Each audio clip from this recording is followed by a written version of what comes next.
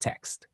1 Peter 1:1-2. Peter, an apostle of Jesus Christ, writes to the scattered strangers, elect according to the foreknowledge of God the Father, through the sanctifying work of the Spirit, unto obedience and the sprinkling of the blood of Jesus Christ. Grace unto you, and peace be multiplied. The opening words establish both identity and audience. The writer is Peter, commissioned as an apostle of Jesus Christ, one entrusted with authority to speak concerning the fulfillment of God's redemptive purpose. His audience is described as strangers scattered, a dispersion not merely geographical, but covenantal. These are those who stood at the threshold of transition, those who lived in the closing moments of one age and the dawning of another. They are called elect, not by chance nor by merit, but according to the foreknowledge of God the Father. This foreknowledge is not a passive awareness, but an intentional determination rooted in divine purpose. Before the unfolding of events in their time, their place in this redemptive movement had already been established. What they were experiencing was not uncertainty, but the outworking of a plan long set in motion. This election is said to be through the sanctification of the Spirit. The setting apart here is not grounded in human effort or progressive attainment, but in the decisive action of God's Spirit marking out a people. It is a separation unto something already secured, rather than a striving towards something yet to be obtained. The Spirit's work defines them, distinguishing them as participants in what God was bringing to completion. The phrase, unto obedience and sprinkling of the blood of Jesus Christ, draws deeply from covenantal imagery.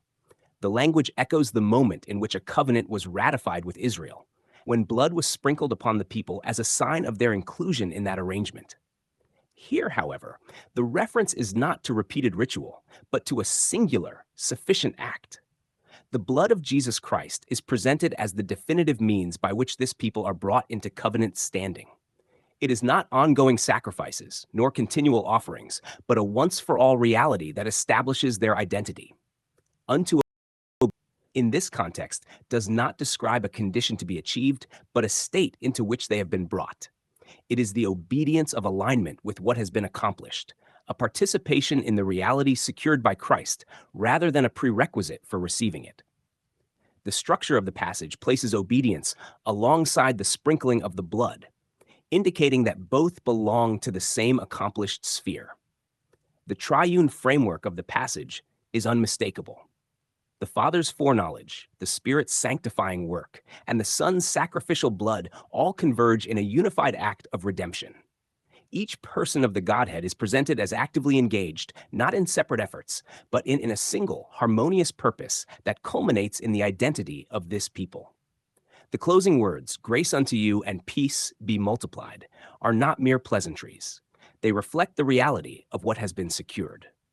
Grace is not introduced as a possibility, but acknowledged as an existing condition, and peace is not portrayed as distant, but as something to be increased in their awareness. The multiplication of these realities speaks to the unfolding recognition of what has already been established through Christ. Thus, in these opening lines, the identity of the recipients is grounded entirely in divine action.